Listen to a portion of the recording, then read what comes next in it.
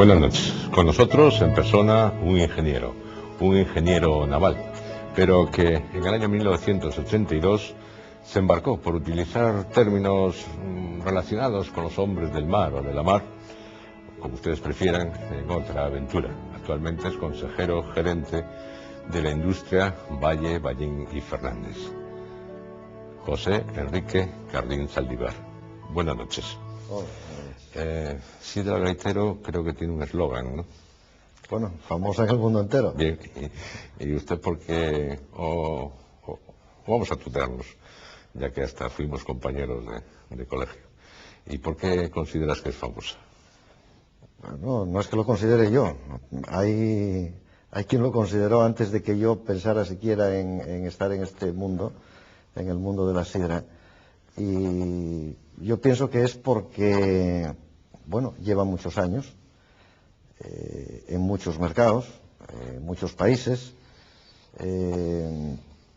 siempre con la misma marca y con una forma de actuar y una forma de ser, bueno, de seriedad y de calidad, y creo que eso, bueno, es lo que le haya dado la imagen de fama en el mundo entero. Famosa también entre artistas y escritores, porque yo recuerdo que por la fábrica han pasado muchos y siguen pasando. Yo mismo estaba unas veces en compañía, me acuerdo, de Víctor de la Concha, de Juan José Millás, de Pombo, de Luis Merino, en fin, y estos también han transmitido un poco la sensación de que efectivamente, pues bueno, la sidra también puede ser un elemento literario, tanto como el champán, que en su día... Hombre, yo no sé si como elemento literario, se podría considerar como elemento literario, pero que está en la literatura sí es cierto. O sea, desde ambientes como puede ser Ninet y un señor de Murcia, famosa comedia, sí, comedia.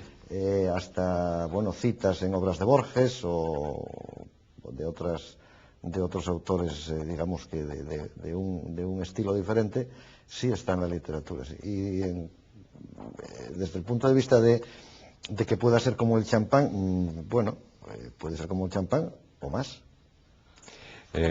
Precisamente este año, bueno, aunque la industria se llama Valle, Ballén y Fernández, como hemos dicho antes, pero realmente, y de una forma popular, todo el mundo cuando nos referimos a ello nos referimos como el gaitero, eso está clarísimo, ¿no? Este año se celebra algo. ¿Qué es lo que vais a celebrar? Bueno, este año se cumplen los 100 años como sociedad anónima. En 1900 se transformó lo que anteriormente era sociedad colectiva regular en una sociedad anónima y, por lo tanto, en el 2000 se cumplen 100 años como sociedad anónima y tenemos la intención de celebrarlo pues con una serie de actividades que de alguna manera señalen la fecha. Y considera también, claro, me imagino, ¿no? Por supuesto. Tomando algunas copas. Por supuesto, algunas copas y algunos vasos. O sea, la sidra no... iba a decir que no es solo sidra natural o no es solo sidra champanada o champanizada. La sidra es la sidra la misma. Lo que pasa que una tiene un trabajo posterior y la otra no, nada más. Las manzanas, ¿te las comes o te las bebes? ¿O te las comes y te las bebes? Yo las manzanas las como y las bebo.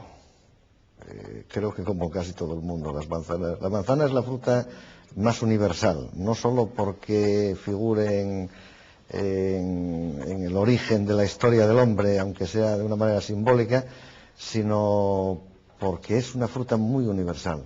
Y como consecuencia, y esto es algo que desde Asturias se ignora, o por lo menos no se sabe muy bien, la sidra es la bebida más universal que hay. La sidra es más universal que la Coca-Cola. Eso realmente no lo saben casi ni los asturianos, efectivamente, ¿no? Que sea más universal que la Coca-Cola. Aunque indolente, alguno ya habló de que hasta en el Gran Himalaya encontró un pueblecito que hacía sidra, o algo parecido a la sidra, naturalmente. Sí, efectivamente. Sí, la manzana es una fruta que la hay en todo el mundo. El hombre, una de las primeras cosas que aprendió fue a fermentar todo aquello que tenía azúcar, es decir, a obtener una bebida alcohólica, y por lo tanto la sidra de una forma o de otra la hay en todo el mundo. Prácticamente en los 5 continentes, en todos los países, es posible encontrar alguna variedad de sidra. Después hablamos de ello. Te preguntarías, para beber, bueno, más o menos ya lo has dicho, da igual, sidra natural que sidra champanizada. Digamos, las dos, además, creo que son saludables, ¿no? Yo creo que sí. Y lo único que distingue o lo que decide cuándo se toma una y cuándo se toma otra es el momento y el lugar. Nada más. ¿Robaste alguna vez manzanas? Aunque parece que en tu caso no fuera muy necesario, ¿no? Pero... Sí, robé manzanas como todo el mundo. Yo creo que todos los críos, si no robamos manzanas, robamos peras o alguna cosa, algún tipo de fruta, ¿no? Llegué a robar manzanas hasta en manzanos de la familia. Hay un gran escritor de ficción científica que es Ray Bradbury, que escribió un título hermoso que era Las doradas manzanas del sol. Realmente cómo tienen que ser las manzanas, quitándole el color, para hacer una buena sidra champanizada.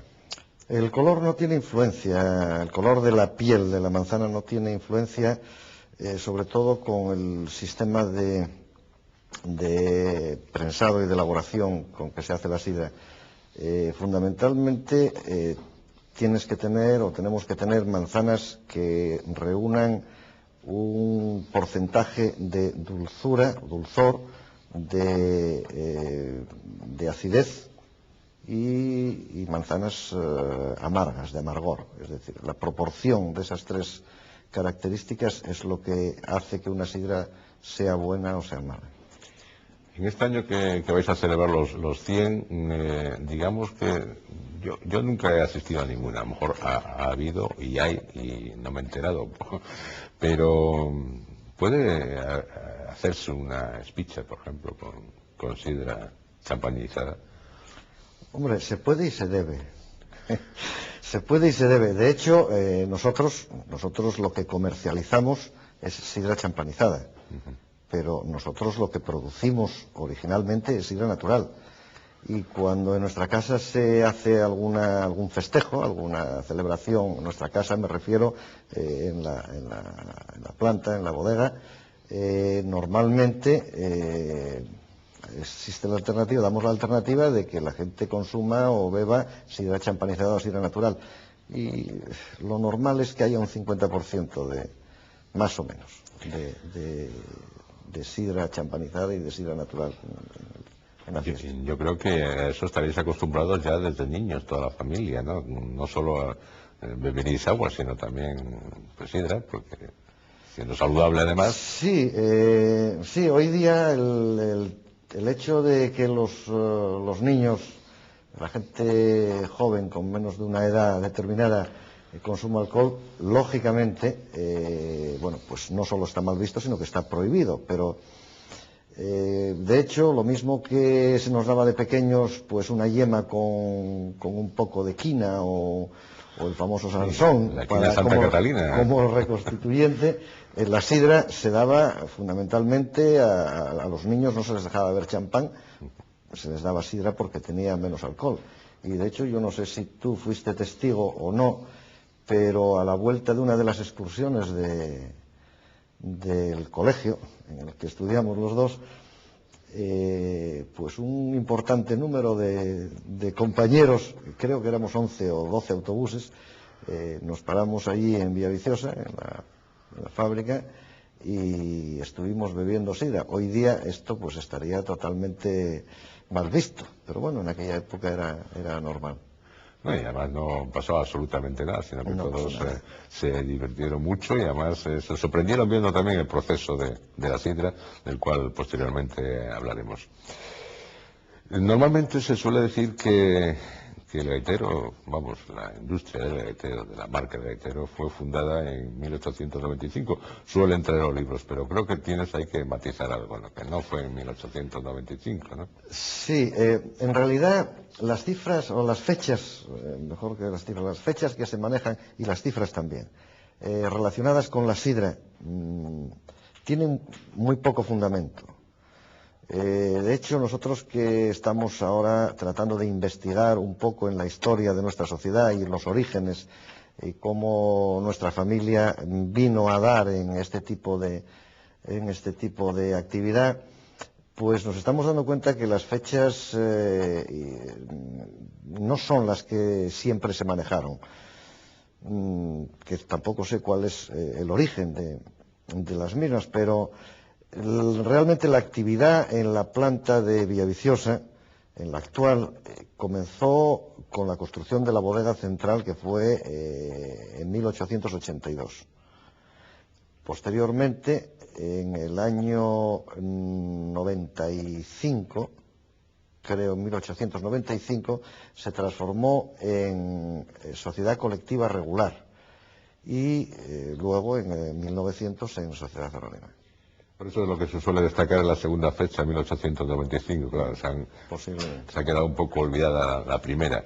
Y en aquel año 1895 fue fundada por Bernardo de la Ballina, Ángel Fernández y Eladi Alberto del Valle. En el año en que, el 23 de febrero, y esto lo digo porque tiene una relación especial también con la actividad que estamos tratando, con el grito de baile del comienzo en Cuba la segunda y decisiva guerra de la independencia. En mayo moriría luchando su ideólogo y líder José Martí. Es que los cubanos, desde un momento en que llegaron los indianos, etcétera, pues han bebido mucha sidra, ¿no? Y siguen bebiendo. Sí, bebieron mucha sidra, bebían más de la que beben ahora, también había más cubanos en Cuba, pero siguen bebiendo, los cubanos siguen bebiendo mucha sidra dentro y fuera de Cuba. Pero en cualquier caso, el tema de la fundación de la sociedad también tiene errores en los datos que se manejan en este momento. No podría yo ahora dar datos exactos de los nombres y de la fecha en la que se pusieron de acuerdo para comenzar esta actividad, porque es algo que está documentándose en este momento. Pero lo que sí es cierto es que la familia Fernández y Fernández Ballina, que estaban relacionadas, tienen actividad conocida relacionada con la sidra, por lo menos desde 1710, 1715. Ya figuraban como comerciantes o como elaboradores y comerciantes de sidra.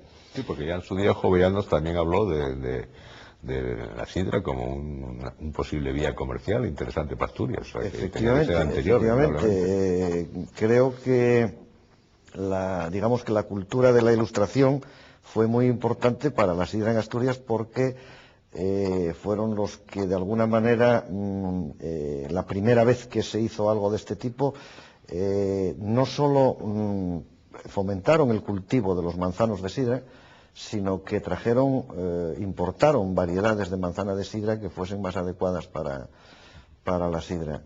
Y en cualquier caso, volviendo al origen de nuestra empresa, nuestra sociedad, lo que sí está clarísimo es que es un negocio, una sociedad que está creada desde fuera, desde la emigración, pero no desde Cuba, sino desde México.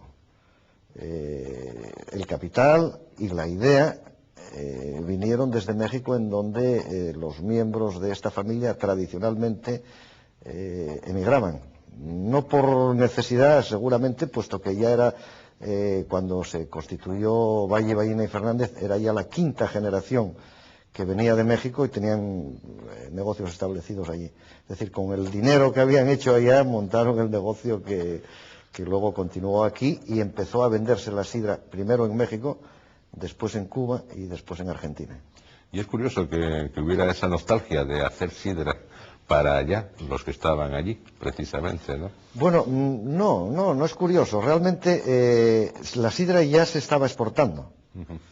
Yo no sé si es en 1745 o por ahí, cuando el puerto de Gijón de alguna manera se habilita para el comercio con América, y desde ese momento empieza un comercio de sidra natural. Pero la sidra natural tiene una limitación, y es la duración, claro, y la conservación. Y entonces, bueno, pues en México y en Cuba y en los sitios en donde había colonias asturianas se recibía sidra natural, normalmente en barriles, que llegaban en unas condiciones, bueno, más bien regulares, y como consecuencia de esa falta de conservación de la sidra fue cuando en el año 72, 1872, se hizo la experiencia o la prueba de gasificar la sidra, es decir, ponerle carbónico de manera que, bueno, sirviera como conservante del producto. Sí, que era una de las cosas que más preocupaban. También han mencionado Jovellanos, que cómo conservar la sidra durante ese tiempo, ¿no?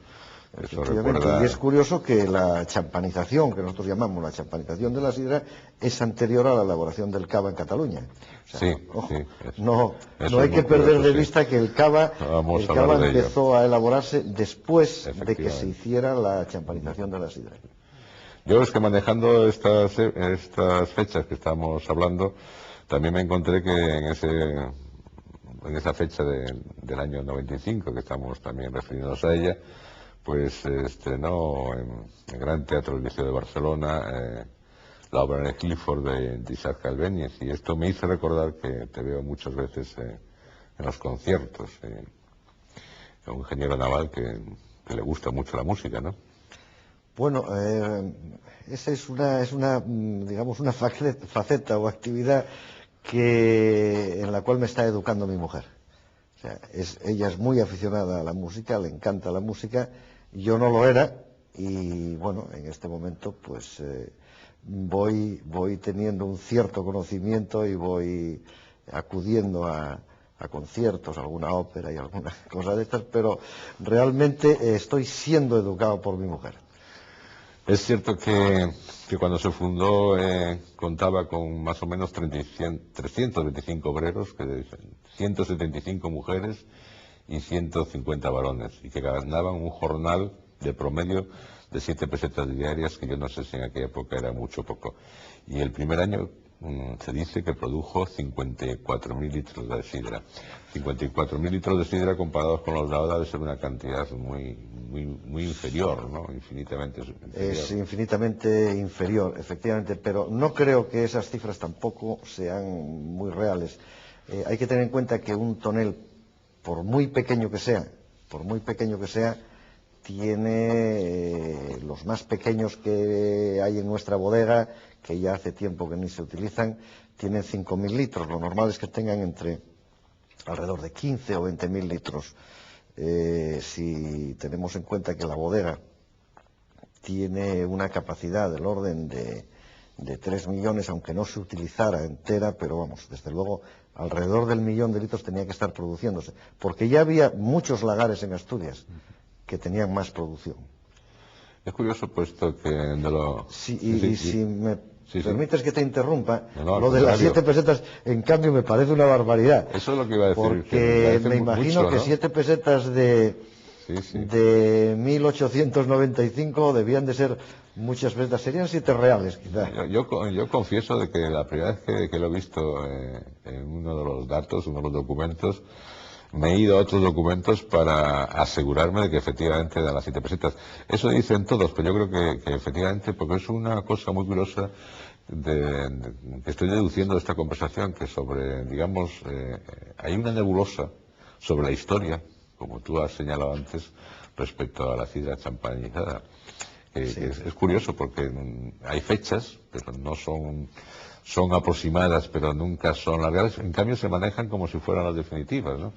Yo creo que ahora es el momento oportuno en la conmemoración que vais a hacer de reflejar en alguna publicación o algo que quede ya un poquito la historia sentada, para que todos los que la tratan, por ejemplo los dedicados a la gastronomía, etcétera, tengan ya esa... Sería muy de agradecer para... Sí, bueno, en eso estamos, por supuesto, de lo que es la historia de nuestra sociedad, quedará cumplidamente reflejada y documentada, pero un proyecto que estamos contemplando y que seguramente pondremos en marcha es una actividad de investigación de la historia y del mundo de la sidra, que vaya documentando, que es el problema que hay actualmente. Pues se habla de Estrabón, se habla de Plinio, se habla de Alaster, se habla de muchísimas cosas, pero realmente no hay documentación que sostenga, digamos, toda la leyenda de la sidra. La sidra es una leyenda, es un mito, tiene un gran componente de folclore, y es bueno, pero también es bueno que la historia esté documentada. Y bueno, el proyecto lo tenemos ahí. Sí, porque efectivamente, como acabas de mencionar, pues Plinio, Estrabón, Palladio ya trataron la sidra. Se dice que dijeron, porque muchas veces solo se dice que dijeron, efectivamente. Y hay que contar entonces que, bueno, pues antes de Cristo ya había indudablemente sidra, ya se conocía la sidra.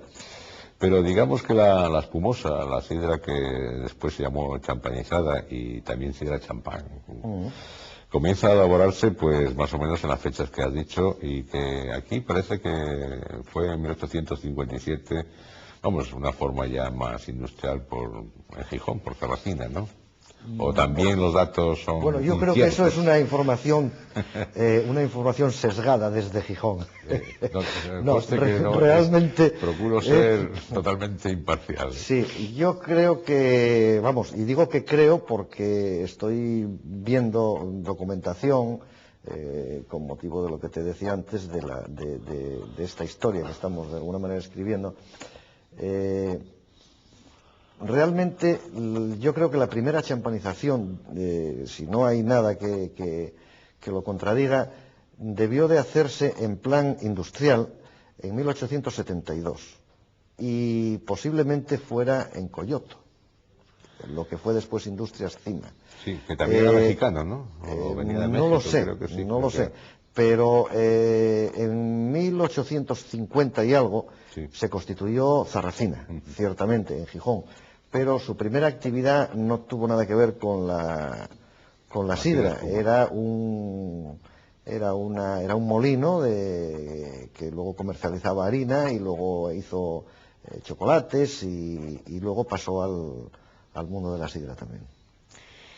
Está bien que durante esta conversación vayamos desgranando para que quede el pozo de la verdad, puesto que indudablemente pues hay, como estamos diciendo y subrayando, mucha nebulosa que también tiene su encanto, tiene su misterio, tiene su enigma, el poder profundizar en algo que está medianamente claro.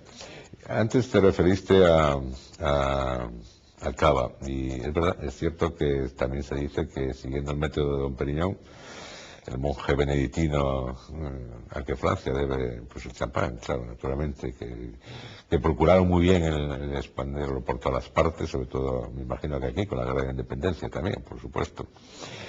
Aquí en Asturias nos adelantamos al cava catalán, como acaba de subrayar, ¿no?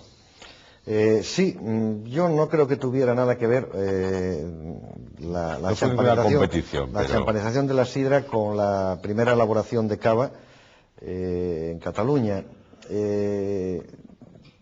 Lógicamente, si alguien conocía el champán francés y conocía las propiedades de conservación que el carbónico endógeno del champán le proporcionaba, pues pudo pensar, si tenía algún conocimiento, digamos, científico o técnico, que pues ese carbónico puesto en la sidra podía servir de conservante. Y de hecho, de las personas que participaron en la primera actividad de nuestra sociedad, estaba Alberto del Valle, que parece ser que era un farmacéutico o boticario, como se diría en la época, que tenía un cierto conocimiento y que su familia debía de tener algún negocio relacionado con la gaseosa, no sé si existiría entonces el sifón, algo parecido, algo, ¿no? De este tipo, y ahí fue donde comenzaron a hacer las pruebas, que en el año 72 es la primera fecha que se conoce que se haya comercializado la sidra champanizada. ¿Y existe alguna diferencia entre la sidra? Bueno, sí existe, pero quiero que los expertos, en este caso el experto como tú lo indique, entre el cava y la sidra. Hombre, sí existe. Hay dos diferencias fundamentales. Una es que el cava está hecho con uva y la sidra con manzana, eso para empezar. Eso ya le proporciona unas diferencias totales, sobre todo en sabores y aromas y en graduación alcohólica. La riqueza de azúcar de la uva es muy superior a la de la manzana, por lo tanto el cava tiene el doble de alcohol aproximadamente que puede tener la sidra. Y segundo, el cava, el sistema de elaboración del cava tiene la particularidad de que el carbónico que contiene es de formación endógena, es decir, fermenta, tiene una segunda fermentación en la botella. La sidra fermenta en toneles, fermenta en bodega y luego se hace una carbonatación artificial. Muy bien, pues así hemos llegado.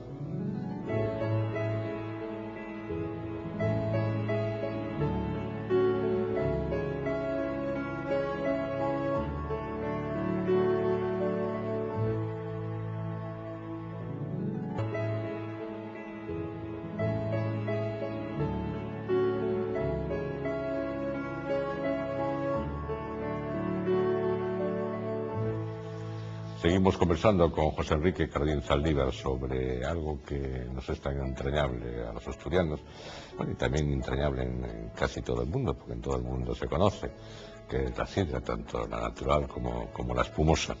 Hablando de todo el mundo, parece que los indianos tuvieron mucha importancia, ¿no?, en que la sidra fuera conocida en otros países como Argentina, México, Brasil mismo. Sí, vamos, yo, independientemente de la sidra autóctona que en cada país se consumiera y se elaborara, la emigración asturiana fue decisiva a la hora de que la sidra de Asturias se fuera consumiendo y comercializando, primero en América y después en Europa, Asia. Totalmente decisiva. No solo porque consumían la sidra, era algo que la nostalgia les hacía añorar, sino que la misma emigración, repatriando capitales que se habían hecho fuera de España, contribuyó decisivamente a la creación de las industrias de cierta envergadura de elaboración de sidra. Y por los mismos centros asturianos siempre se ven las fotos de la época de entonces, las celebraciones, y se ven ahí las sidras, las botellas de sidra clarísimamente de sidra espumosa. Sí, esto es algo que es común en prácticamente todos los centros asturianos. Y hay una cosa que para nosotros es particularmente satisfactoria y que nos encanta, y es que concretamente en el Círculo Empresarial Español de Santiago de Chile, cuando reciben alguna personalidad asturiana, siempre vemos de fondo un cuadro, un óleo con un gaitero. Y si lo viéramos más de cerca veríamos una placa de bronce que dice donado en 1915 por Valle, Ballina y Fernández de Villaviciosa. Es todo un honor. Sí, no ciertamente lo es. Es cierto que durante la Guerra Civil, pues, bueno, supongo que habrá decaído el consumo, como decayeron muchas cosas, me imagino, por razones ya solamente de economía, ¿no? Y que también con el bloqueo internacional se sufrió por los años 30, 40, pero que después volvió a ascender, digamos, la producción y el consumo por los 60, ¿no? Sí. Durante la Guerra Civil realmente lo que hubo fue desde el año 36 hasta el 38 hubo un comité de incautación que mantuvo nuestra planta, por lo menos, la mantuvo en producción, y otras que también, de las que tenemos constancia, las mantuvieron en producción. Y bueno, una producción muy disminuida porque evidentemente el consumo era mucho menor, las posibilidades, y bueno, la gente tenía otras cosas que hacer más que beber sidra, y sobre todo lo que no tenía eran las facilidades y la situación económica para gastarse el dinero en sidra, ¿no? Pero después, a partir yo diría del año 41, 42, empezó un crecimiento muy importante en la producción de sidra, fundamentalmente dedicada a la exportación. La exportación a América, había tres mercados fundamentales, que eran Cuba, México y Argentina, y en Estados Unidos la Florida, la península de Florida, que tenían un consumo muy importante y que absorbían prácticamente el 90% de la producción de sidra champanizada de Asturias. En la actualidad creo que los países más consumidores de sidra espumosa, estoy refiriéndome, son el Reino Unido, Francia, Alemania, después curiosamente España, Argentina, Bélgica, Irlanda y Brasil. Esos figuran en las relaciones, en el ranking, digamos, de consumidores. Sí, yo diría que de sidra en general el país mayor productor del mundo es el Reino Unido. Hombre, como dato que nos puede ilustrar un poco los términos de comparación, una sola compañía inglesa produce 4 o 5 veces lo que produce toda la industria de la sidra española, toda. Alemania es el segundo productor, es otro tipo de sidra diferente. Bueno, ellos no lo llaman tanto sidra como vino de manzana. Francia, y en Europa a continuación va España. Pero hay otros países en otros continentes, como Brasil, por ejemplo, que tiene una gran producción. Argentina tiene una producción muy grande, mayor que la española en sidra champanizada. México también tiene una producción importante, y Estados Unidos. O sea que tenéis que luchar fuertemente en el mercado, ¿no?, internacional. Sí, realmente el problema de la comercialización estriba en que no nos podemos dar por satisfechos con que los asturianos o descendientes de asturianos o españoles en otros países consuman sidra. Tenemos que entrar en el mercado nativo de cada país. Y hablando fundamentalmente de los Estados Unidos, que es el mercado, es la meta de quien quiere comercializar algo en gran escala, es el mercado anglosajón. O sea, está claro que los hispanos sí consumen sidra, pero el mercado anglosajón americano consume en estos momentos sidra americana, y es el gran reto que tenemos, el entrar en ese mercado. Está bien siempre tener retos y metas a superar, por supuesto. Por cierto, que hasta ahora hemos estado hablando de otros y ya es hora de que hablemos de la familia Cardín. Bien, su padre, José Cardín, era médico. ¿Cómo es que médico?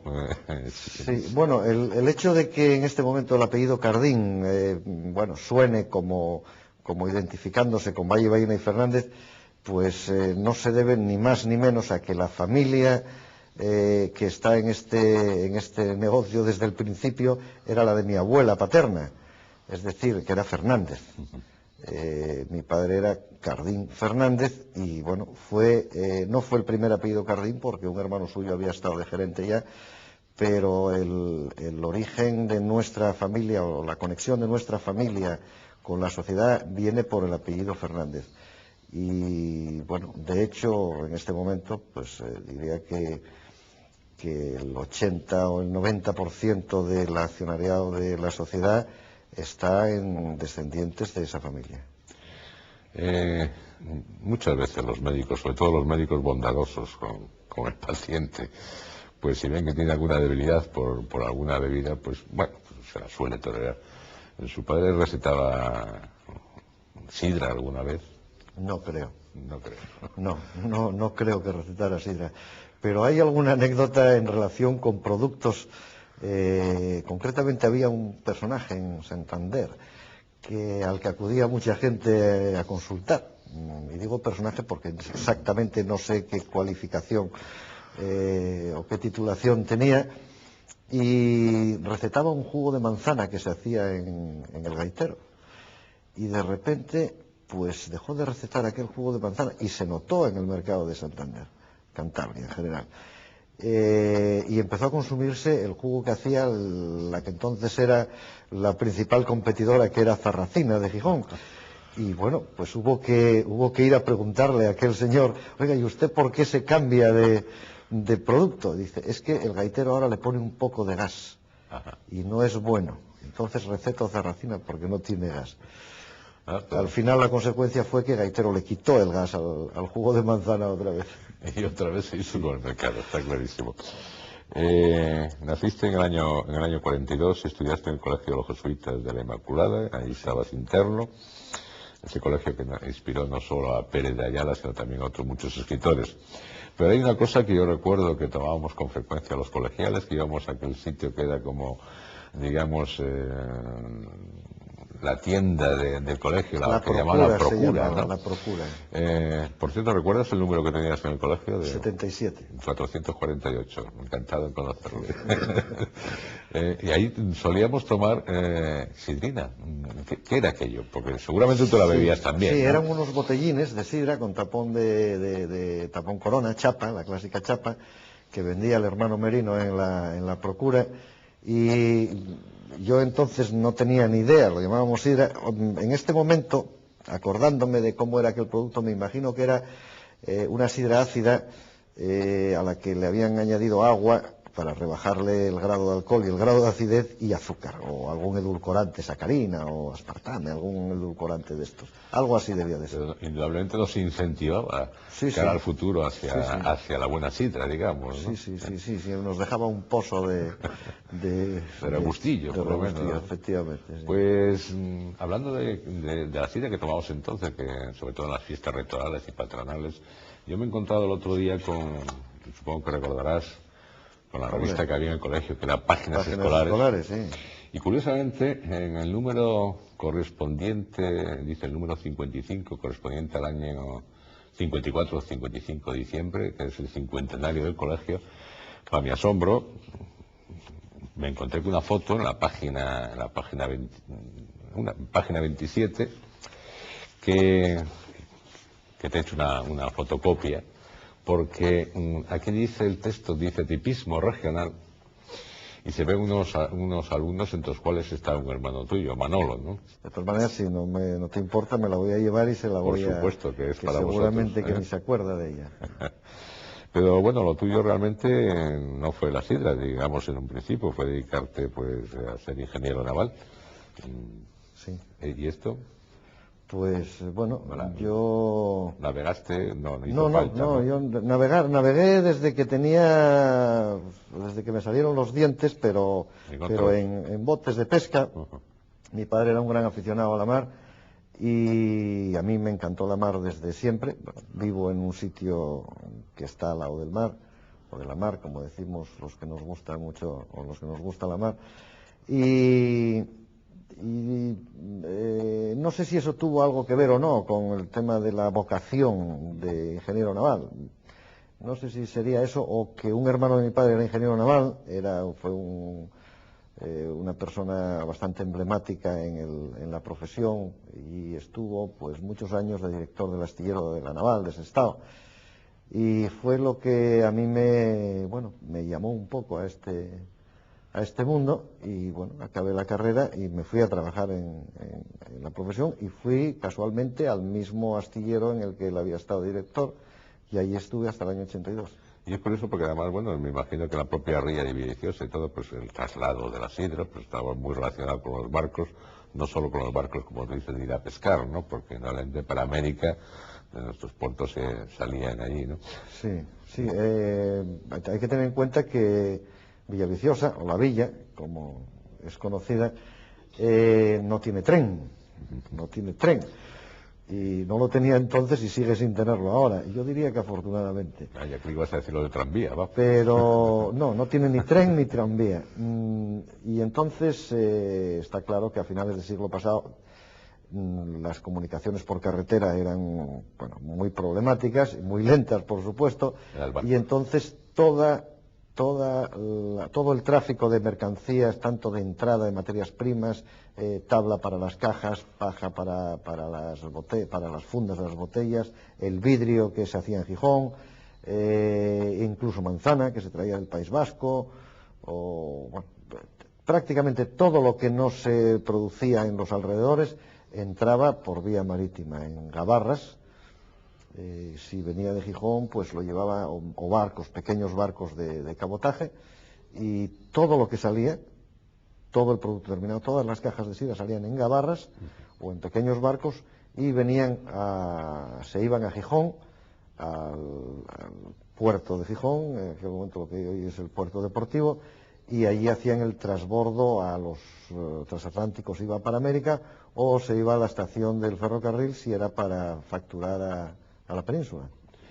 Y en los astilleros donde trabajaban nunca se te ocurrió pensar en un barco así, un casi fantástico, tipo los Fellini, en la nave se va, pues bueno, totalmente pues con su capacidad entera para trasladar grandes cargamentos digamos, de nuestra sidra. No, realmente es difícil de imaginarse algo así porque afortunadamente la sidra no es un producto de producción tan masiva como pensar en graneles de sidra. Y digo afortunadamente porque digamos que la escasez, porque pensemos que Asturias hay mucha sidra en Asturias, pero si miramos en el conjunto de España, la producción y el consumo de sidra es muy pequeño. Pero bueno, podría ser muy grande la producción, pero el consumo, pero la producción no podría ser mucho mayor.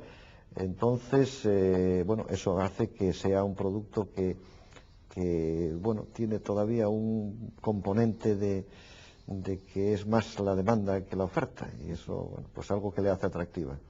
Sí, hablando de otras regiones y de otros países, se suele decir que, bueno, pues en Europa, por ejemplo, en la Europa Atlántica, pues es donde realmente hay, digamos, una producción más de este tipo de sidra, que puede ser Francia, con Bretaña y Normandía, Gran Bretaña, y Irlanda creo que tiene una sidra muy fuerte, muy curiosa, que la traducción es Juan salta por los aires. Es un título que a mí me llama mucho la atención, ¿no? Juan salta por los aires, sí, está una marca. En la traducción sí es una marca, es una forma de definirla, porque creo que es tan explosiva y tan fuerte que... Sí, bueno, Irlanda produce una cantidad importante de sidra para la dimensión del país, pero realmente no es una bebida propia del país, de Irlanda, sino que fue una bebida que los ingleses enviaban a la isla y que luego empezaron a elaborar allí.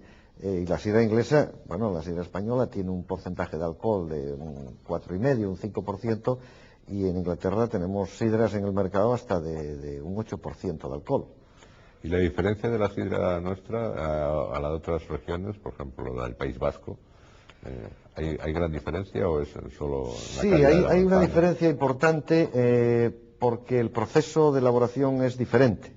La sidra del País Vasco al final es una sidra con una acidez volátil más alta, consecuencia del propio proceso de elaboración.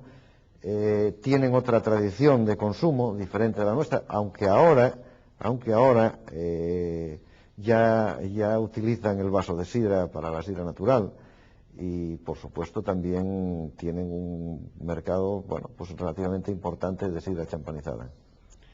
La manzana en su día, digamos, por decirlo de alguna manera, tuvo mala prensa, digamos, por lo que ocurrió en el paraíso, ¿no? Pero actualmente parece que eso se ha olvidado, ya no se le da tanta importancia, y ya, por ejemplo, el Papa ha dicho que en el infierno no hay fuego, pues bueno, pues ya también a lo mejor quedamos un poco salvados de aquel bicho que tentó a Adán.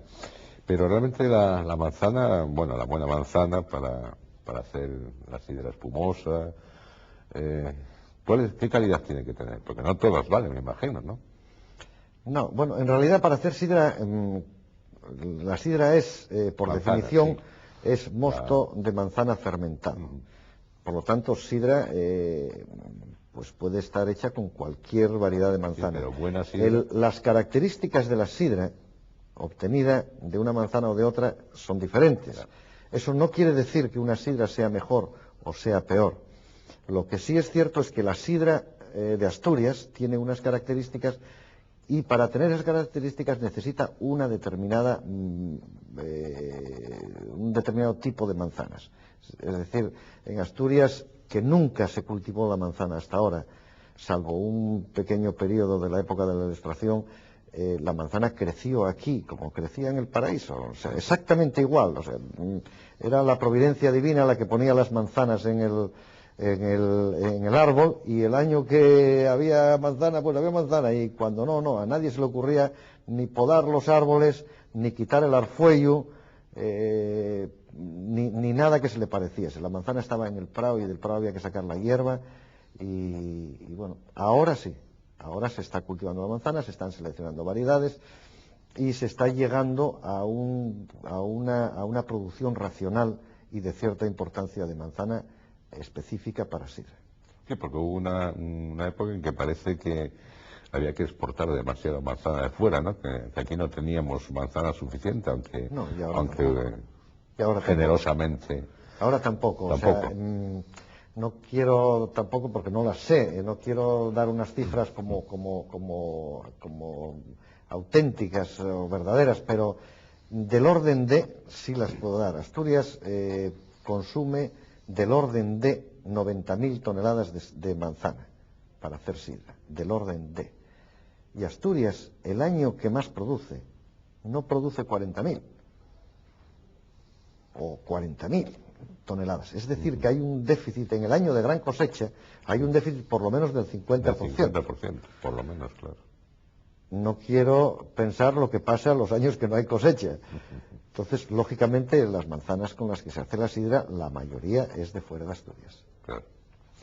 Y hablando de otros derivados de la sidra, por ejemplo, el vinagre sidra, los orujos, el brandy, ¿qué opinas de ellos? Pues yo creo que son productos que tienen posibilidades y que de hecho en algunos países tienen una gran aceptación. En Asturias realmente no hay mucha tradición de elaboración de estos productos. Sí hay tradición de otros derivados de manzana, pero en plan de dulces y de compotas y mermeladas, cosas de este tipo. Actualmente hay quien está haciendo destilados ya, aguardientes con calidad y vinagres, por supuesto, que ya hace mucho tiempo que se hacen. En las casas, en la aldea, el vinagre pues era casero, era la sidra que se quedaba ácida, se dejaba en un garrafón y eso era lo que se utilizaba como vinagre. Tenía un poco de alcohol. Y en cualquier caso, lo que sí, aunque digo que no hay tradición, hay una que yo lo consideraba una leyenda, pero que parece que es cierto. El Calvados, famoso Calvados francés, que es el aguardiente de sidra envejecido, en barrica de roble, pues tiene un origen asturiano. Es curioso. Y el nombre de Calvados procede del nombre de un buque portugués de la Armada Invencible, que se llamaba el Salvador. Salvador en Portugal se escribía con la C con cedilla en vez de la S, y un barco portugués que cargó víveres y provisiones en Asturias, pues entre otras cosas cargó unas barricas de aguardiente de sidra. Y ese barco, pues como la mayoría, se fue al garete por mor de la climatología y de la tormenta y se fue contra las piedras en Francia, y los lugareños recogieron las barricas, las bebieron, como eran productores de sidra se dieron cuenta de lo que era el producto y lo llamaron como se llamaba el barco. Lo que pasa es que no sabían que la cedilla le daba un sonido diferente a la C y lo llamaron el Calvados, Calvados. Tal como lo estás contando, en el momento que te estaba escuchando, a mí me parecía como el principio de una película curiosa e interesante, ¿no? Cómo se llega una bebida a ser descubierta por unos lugareños, ¿no? Bueno, y el nombre que le dan a la bebida. Yo decía claro. que siempre lo consideré como una leyenda hasta que en un museo de Normandía, en un museo de sidra y de aguardiente de Normandía, leí la misma historia en un panel descriptivo del origen de la bebida de aguardiente de manzana. Por lo tanto, si los mismos franceses, que creo que no son dudosos en cuanto a presumir de orígenes y de autoría de las cosas, pues le dan atribuyen el origen a Asturias, creo que tiene cierta importancia. Y de hecho hay algo que hoy día ya está reconocido. Hay un folleto que edita la Asociación Europea de Fabricantes de Sidra, en el que se cuenta el origen de la sidra y se dice que la sidra, que es una bebida universal, pero que la cultura de la sidra empezó en Asturias y se fue transmitiendo hacia el este y a través del País Vasco entró en Francia y de ahí se fue transmitiendo al resto de los países. Es decir, sidra existía y existe en todos los países, pero la cultura de consumo de sidra no existía como tal tradición y de Asturias se fue exportando al resto de Europa y como consecuencia al resto del mundo. Sí, y famosa en el mundo entero, como dijiste en un principio. Efectivamente. Por cierto, que en el año 1991 yo he visto una botella especial que decía que las principales industrias champanizadoras, pues había una fecha, 19 de octubre. ¿Qué es lo con qué motivo se hizo esta botella especial? Pues, si no me equivoco, se hizo con motivo de la visita del príncipe de Asturias.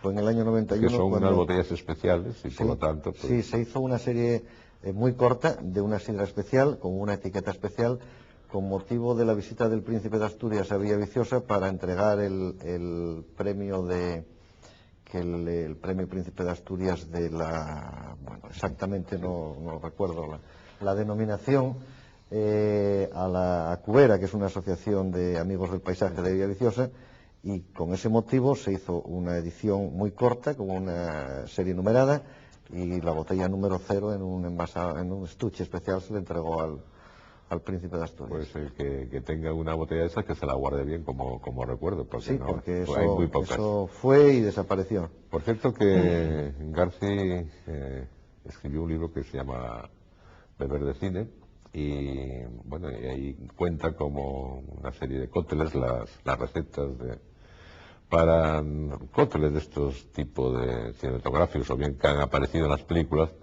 o que las han bebido los directores, los artistas. Yo a mí me gustaría que me dijeras si tienes algún cóctel con sidra, porque los hay. Con sidra espumosa, quiero decir, ¿no? ¿Qué nos recomendarías a esta hora de la noche? Los hay, de hecho, bueno, pues hay sitios aquí en Asturias en donde nadie sabe que lo que está bebiendo cuando sirven bebidas en lo que se llama un vino español, que en Asturias ya podíamos llamar una sidra española, una sidra asturiana, pero bueno, seguimos llamándolo un vino español y es un cóctel realmente de sidra.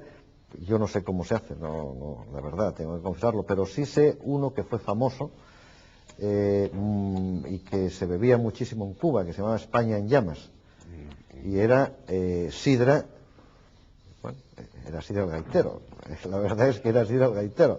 Supongo que serviría cualquier sidra espumosa, pero el España en llamas se llamaba sidra al gaitero con coñac. No sé las proporciones, pero hace poco un cubano con el que me encontré aquí en un evento en Oviedo, estaba preparando daiquiris y los presidentes, todos esos cócteles cubanos, y le pregunté que si conocía el España en llamas, y dice, sí, pero tengo el coñac, tengo la sidra, pero me falta la angostura.